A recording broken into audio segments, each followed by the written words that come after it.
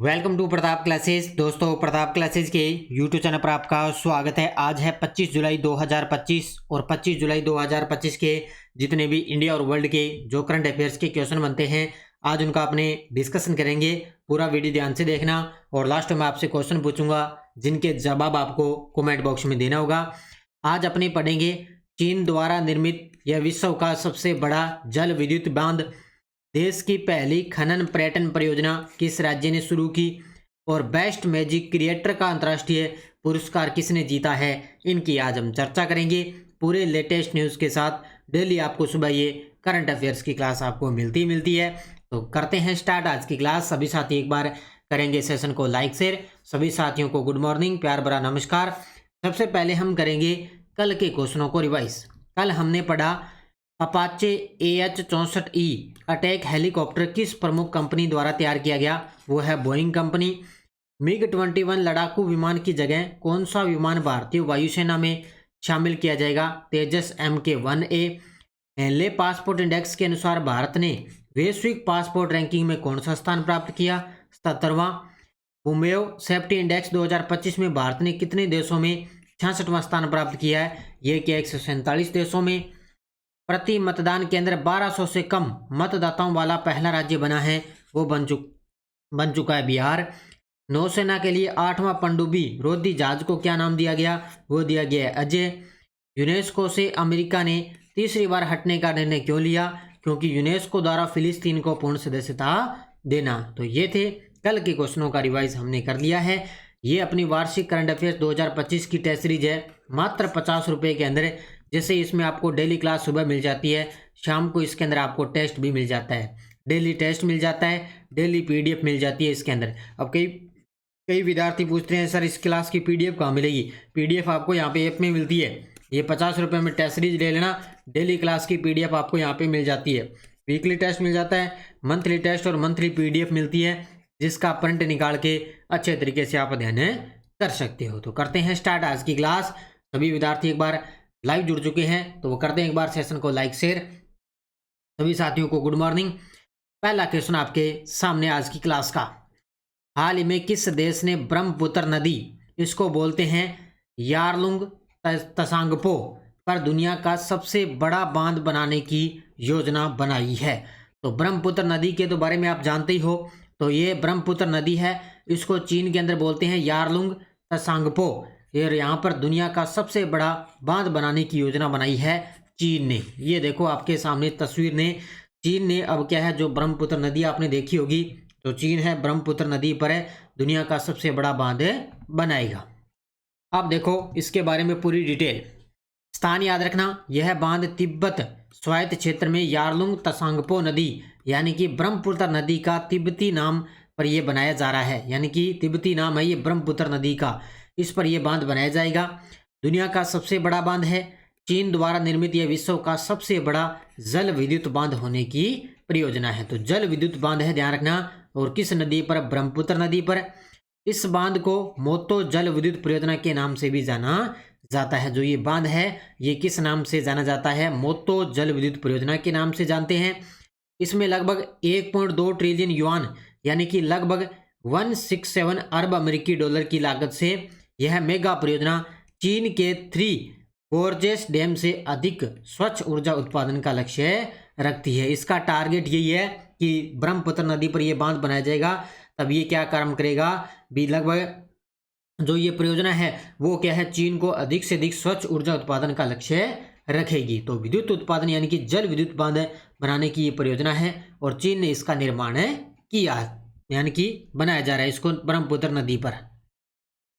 अगला देखो, देश की पहली खनन पर्यटन परियोजना किस राज्य सरकार ने शुरू की है। ये देखो आपके सामने तस्वीर में, देश की पहली खनन पर्यटन जो परियोजना है वो किस राज्य सरकार ने शुरू की है। अब जब पहले की बात आती है ना, अपने भारत के अंदर कोई भी पहला कोई हो जाता है, जैसे कोई भारत का पहला राज्य बन गया या कोई पहली संस्था बन गई, वो एग्जामिनर प्रश्न पूछता है, ध्यान रखना। तो देश की पहली खनन पर्यटन परियोजना किस राज्य सरकार ने शुरू की, ये की है झारखंड ने। किसने शुरू की है, झारखंड ने ये परियोजना शुरू की है। तो देश में पहली बार झारखंड भारत का पहला ऐसा राज्य बनने जा रहा है जो माइनिंग टूरिज्म प्रोजेक्ट यानी कि खनन पर्यटन परियोजना शुरू कर रहा है। अंग्रेजी में पढ़ें तो माइनिंग टूरिज्म प्रोजेक्ट। उद्देश्य है, इसका उद्देश्य राज्य की समृद्ध खनिज विरासत को आम लोगों के सामने लाना और पर्यटन के माध्यम से शिक्षा, अनुभव और रोजगार को बढ़ावा देना। यानी कि उद्देश्य है राज्य की समृद्ध खनिज विरासत को आम लोगों के सामने लाना और पर्यटन के माध्यम से शिक्षा, अनुभव और रोजगार को बढ़ाना उद्देश्य है। संयुक्त पहल, यह परियोजना झारखंड सरकार और सेंट्रल कोल फील्ड्स लिमिटेड के संयुक्त प्रयास से चलाई जाएगी। यानी कि एक तो झारखंड सरकार रहेगी, इसके अलावा जो एक सेंट्रल कोल फील्ड्स लिमिटेड है, उन दोनों के सहयोग से इसका जो है परियोजना ये चलाई जाएगी। तो देश की पहली खनन पर्यटन परियोजना है वो झारखंड की सरकार ने शुरू की है। किस भारतीय हवाई अड्डे को travel plus leisure world is the best awards 2025 में दुनिया के टॉप 10 अंतर्राष्ट्रीय हवाई अड्डों में शामिल किया गया है? ये देखो आपके सामने एकमात्र भारतीय हवाई अड्डा है जो टॉप 10 के अंदर शामिल हुआ है और उसका स्थान आया है 9वां नंबर। कौन सा? 9वें स्थान पे आया है छत्रपति शिवाजी महाराज अंतर्राष्ट्रीय हवाई अड्डा मुंबई। यानी कि जो छत्रपति शिवाजी महाराज अंतर्राष्ट्रीय हवाई अड्डा मुंबई के अंदर है वो travel plus leisure world is the best award 2025 के अंदर दुनिया के टॉप 10 में अंतर्राष्ट्रीय हवाई अड्डों में शामिल हुआ है। और लगातार तीसरे वर्ष है वो भारत का एकमात्र हवाई अड्डा है ये जो टॉप 10 के अंदर चल रहा है। इसका स्थान कौन सा है? यह है 9वें स्थान पर। देखो, अंतर्राष्ट्रीय मान्यता, छत्रपति शिवाजी महाराज अंतर्राष्ट्रीय हवाई अड्डा को travel plus leisure world is the best award 2025 में टॉप 10 में अंतर्राष्ट्रीय हवाई अड्डों में शामिल किया गया है। इसकी अंक प्राप्ति देखें तो इस हवाई अड्डे को 84.23 अंक प्राप्त हुए हैं। यानी कि टॉप 10 के अंदर इसका 9वां स्थान है और 84.23 अंक मिले। और इसकी लगातार तीसरे वर्ष में इस सूची में स्थान पाने वाला एकमात्र हवाई अड्डा, यानी कि लगातार तीसरा वर्ष हो गया कि एकमात्र हवाई अड्डा है वो इस टॉप 10 के अंदर चल रहा है। तो सबसे टॉप पर है, ध्यान रखना 2025 में दुनिया के अंदर बात करें तो इस्तांबुल हवाई अड्डा जो तुर्की के अंदर है ये है सबसे टॉप पर, और चांगी हवाई अड्डा है सिंगापुर में, ये है दूसरे स्थान पर है। तो पहला दूसरा अच्छे तरीके से पढ़ लेना। और अपना भारत वाला है ये कौन से स्थान पर है? 9वें नंबर पर। बेस्ट मैजिक क्रिएटर का अंतर्राष्ट्रीय पुरस्कार जीतने वाली पहली भारतीय महिला कौन बनी है? बेस्ट मैजिक क्रिएटर, मैजिक का मतलब जादूगर, जादू की दुनिया का ऑस्कर इसको कहा जाता है। तो बेस्ट मैजिक क्रिएटर का अंतर्राष्ट्रीय पुरस्कार जीतने वाली पहली भारतीय महिला बन चुकी है सुहानी शाह। ये देखो आपके सामने तस्वीर में सुहानी शाह, ये है बेस्ट मैजिक क्रिएटर का अंतर्राष्ट्रीय पुरस्कार जीतने वाली महिला। देखो इसके बारे में पूरी डिटेल पढ़ लेना। इनका नाम है सुहानी शाह। इन्होंने वर्ल्ड चैंपियनशिप ऑफ मैजिक में बेस्ट मैजिक क्रिएटर का खिताब जीता है। बेस्ट मैजिक यानी कि जादूगर के क्षेत्र में इनको जादू की दुनिया का ऑस्कर कहा जाता है। क्या कहते हैं? जादू की दुनिया का ऑस्कर कहते हैं। पहली भारतीय महिला विजेता, इस पुरस्कार को जीतने वाली पहली भारतीय महिला जादूगर और मेंटलिस्ट बनी है। यानी कि पहली भारतीय महिला जादूगर बनी है और मेंटलिस्ट बनी। यह सम्मान उन्हें इटली में आयोजित हुई थी वर्ल्ड चैंपियनशिप ऑफ मैजिक, वहां 2025 के अंदर उनको प्रदान किया गया था। सुहानी शाह भारत के सबसे प्रसिद्ध जादूगरों और मेंटलिस्ट में से एक है। इनका जन्म उदयपुर के एक मारवाड़ी परिवार में हुआ था। ये याद रखना भी, राजस्थान वाले, राजस्थान से संबंधित है इनका जन्म, ध्यान रखना। राजस्थान के उदयपुर की रहने वाली है ये, मारवाड़ी परिवार में इनका जन्म हुआ था। सुहानी शाह जो एक बेस्ट जादूगर है और इनको बेस्ट मैजिक क्रिएटर का खिताब इन्होंने जीता है। तो इनके बारे में अच्छे तरीके से पढ़ लेना। भारत का पहला हॉर्नबिल संरक्षण केंद्र किस राज्य में स्थापित किया जा रहा है? भारत का पहला हॉर्नबिल संरक्षण केंद्र है वो किस राज्य में स्थापित किया जा रहा है? तमिलनाडु के अंदर। तमिलनाडु में कहाँ पर है? तमिलनाडु में एक टाइगर रिजर्व है, अन्नामलाई टाइगर रिजर्व, नाम सुना होगा आपने, अन्नामलाई टाइगर रिजर्व, जहां पर भारत का पहला हॉर्नबिल संरक्षण केंद्र स्थापित किया जा रहा है। देखो घोषणा, तमिलनाडु सरकार ने भारत का पहला हॉर्नबिल संरक्षण केंद्र स्थापित करने की घोषणा की। कहां पर होगा?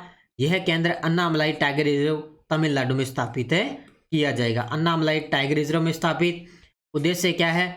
हॉर्नबिल की प्रजातियों का संरक्षण, अध्ययन और पारिस्थितिकी तंत्र में उनकी भूमिका को सुरक्षित करना है। हालांकि इस प्रकार के प्रश्न आपको सीधे सीधे मिलेंगे एग्जाम के अंदर। जैसे एग्जाम में प्रश्न आएगा तो सीधा इतना आएगा कि भारत का पहला हॉर्नबिल संरक्षण केंद्र कहाँ स्थापित किया गया। हो सकता है आपके लिए ये टाइगर रिजर्व का नाम दे दे या हो सकता है आपको राज्य का नाम दे सकता है, बाकी उद्देश्य वगैरह इसका नहीं आएगा, सीधा प्रश्न इतना ही एग्जाम में आएगा।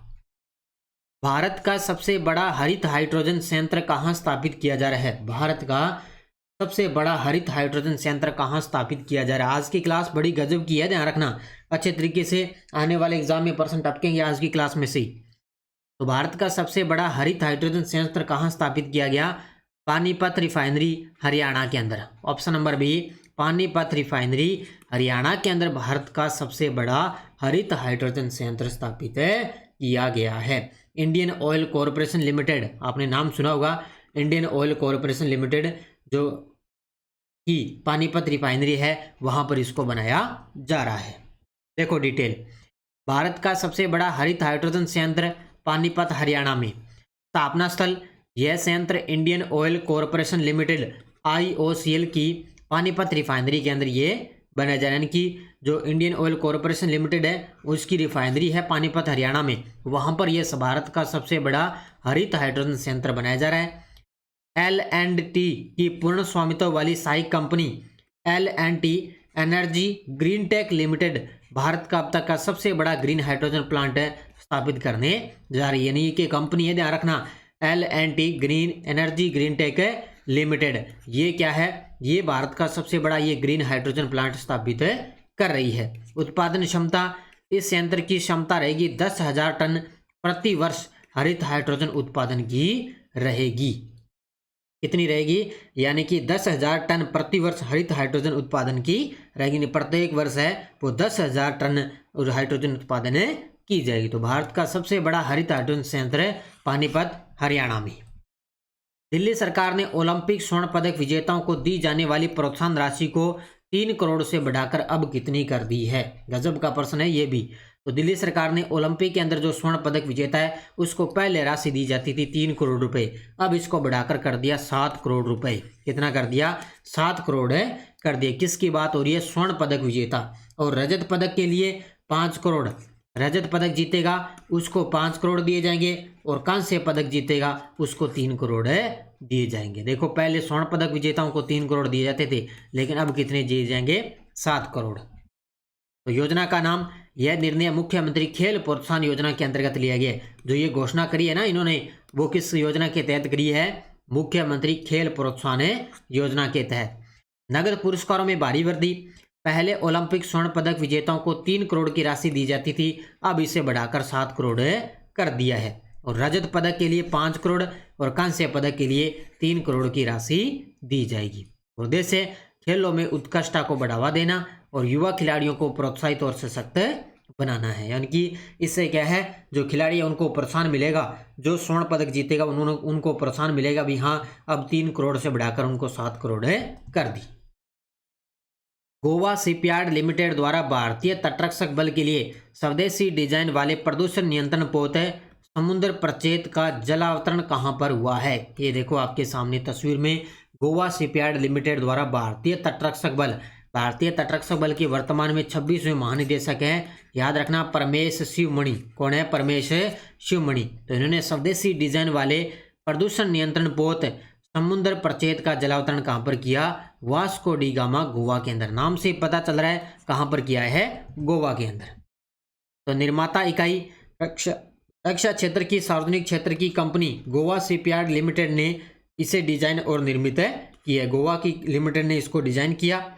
उद्देश्य, यह पोत भारतीय तटरक्षक बल के लिए तैयार किया गया। इसका उद्देश्य तेल रिसाव नियंत्रण और समुद्री प्रदूषण से निपटना है। इनकी तेल रिसाव को नियंत्रित करना और समुद्री प्रदूषण से निपटना। इस पोत का नाम है समुद्र प्रचेत। यह गोवा शिपयार्ड द्वारा निर्मित दूसरा स्वदेशी डिजाइन वाला प्रदूषण नियंत्रण पोत है। दूसरा स्वदेशी डिजाइन वाला ये प्रदूषण नियंत्रण पोत है। मुख्य विशेषता, इस पोत में 2 विशेष भुजाएं लगी है जो समुद्र में चलते समय तेल रिसाव को एकत्रित कर सकती है। एक बात और बताते हूँ, ये तो है दूसरा इसका नाम है समुद्र प्रचेत। आप पहला आपसे पूछे, पहला का नाम था समुद्र प्रताप, पहले का नाम था समुद्र प्रताप है, वो भी प्रदूषण नियंत्रण पोत था, और ये भी ये प्रदूषण नियंत्रण पोत है। तो वो था समुद्र प्रताप है, ये है समुद्र प्रचेत। तो दोनों के नाम आपको बढ़िया तरीके से पढ़ने हैं। फिनो पेमेंट्स बैंक ने पश्चिम बंगाल में यूपीआई लेन देन को बढ़ावा देने के लिए कौन सा नया बचत खाता लॉन्च किया है? फिनो पेमेंट बैंक, आपने नाम सुना होगा फिनो पेमेंट बैंक का। तो उसने पश्चिम बंगाल में यूपीआई लेन देन को बढ़ावा देने के लिए गति बचत खाता लॉन्च किया है। कौन सा? ऑप्शन नंबर बी, गति बचत खाता लॉन्च किया है। देखो, उत्पाद का नाम है गति। यह एक नया डिजिटल बचत खाता है जिसका नाम हिंदी सहित कई भारतीय भाषाओं में स्पीड यानी कि गति का प्रतीक है। गति मतलब इसकी स्पीड है। यह खाता फिनो पेमेंट्स बैंक द्वारा लॉन्च किया गया।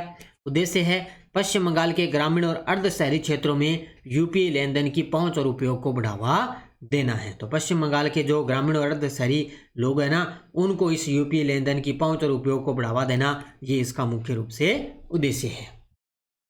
ये टेलीग्राम ग्रुप है। कोई सूचना, कोई लिंक, कोई नोटिफिकेशन सब आपको, ये देखो टेलीग्राम पे कल मैंने क्विज डाली थी। देखो कितने विद्यार्थियों ने इसका आंसर दिया, HDFC बैंक। इसलिए जो क्वेश्चन मैं आपको करवा रहा हूँ उसका अच्छे तरीके से अभ्यास करो और क्विज किया करो। मैं गजब के एक दो क्वेश्चन ही डालता हूँ क्विज के, और वो भी गजब के क्वेश्चन आपको मिलते हैं। पिछले वीडियो क्वेश्चन क्या था? 66वें अंतर्राष्ट्रीय गणित ओलंपियाड 2025 में भारत ने कुल कितने पदक जीते हैं? इसमें जीते हैं 6 पदक। कितने? 6 पदक जीते हैं। इसमें 3 तो स्वर्ण पदक जीते गए, 3 स्वर्ण पदक जीते गए, 2 रजत पदक जीते गए, 2 रजत पदक जीते गए और 1 कांस्य पदक जीता है। तो गणित ओलंपियाड 2025 में भारत ने कुल कितने पदक जीते? 6 पदक जीते। और स्थान आपका पूछे तो भारत का इसके अंदर 7वां स्थान था। स्थान आपसे पूछे तो भारत का इसमें 7वां स्थान था। अब देखो क्वेश्चन फॉर यू, भारत किस उपग्रह का प्रक्षेपण करने जा रहा है जो नासा और इसरो का संयुक्त मिशन है? तो Chandrayaan 4, Aditya L2, Nisar, Mars orbiter mission 2।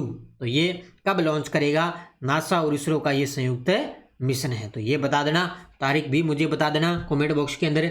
ये थी आज की अपनी क्लास 25 जुलाई 2025 की, और ये अपनी SST की रीट मेंस की टेस्ट सीरीज चल रही है अभी, मात्र 99 रुपए के अंदर है। इसमें टॉपिक वाइज आपको टेस्ट सीरीज दिया जा रहा है। भारतीय इतिहास, विश्व का भूगोल, सब कुछ आपको टॉपिक वाइज मिलेगा। NCERT बुक में कक्षा 6 के अंदर भूगोल कंप्लीट हो चुकी है और इतिहास आपके लिए स्टार्ट हो चुकी है, उसमें भी टेस्ट आपको दिए जा रहे हैं। इसके अलावा 4th ग्रेड की बुक है, इसमें कल आपको दिसंबर महीने का रिवीजन टेस्ट जो है क्लास आपको यूट्यूब पर मिल चुकी है। इसके अलावा अपनी RPSC 2nd ग्रेड के फर्स्ट पेपर के पुराने पेपर अपलोड हैं, ये आप ले सकते हो। कर्मचारी चयन बोर्ड के 2016 से 25 के पुराने पेपर अपलोड है। इसके अलावा भारत राजस्थान के लिए 4th ग्रेड की और वाहन चालक की अपनी टेस्ट सीरीज चल रही है, मात्र 50 रुपये के अंदर, ये भी आप ले सकते हो। इसमें भारत का करंट आपको अलग से मिलेगा और राजस्थान का अलग से आपको दिया जा रहा है, ठीक है। और PDF भी आपको दोनों की मिलेगी। तो ये आप टेस्ट सीरीज ले लेना प्रताप क्लासेस का ऐप डाउनलोड करके। ये थी आज की अपनी क्लास 25 जुलाई 2025 की। सभी साथी वीडियो को करेंगे जाते जाते लाइक शेयर। धन्यवाद। जय हिंद, जय भारत, जय राजस्थान।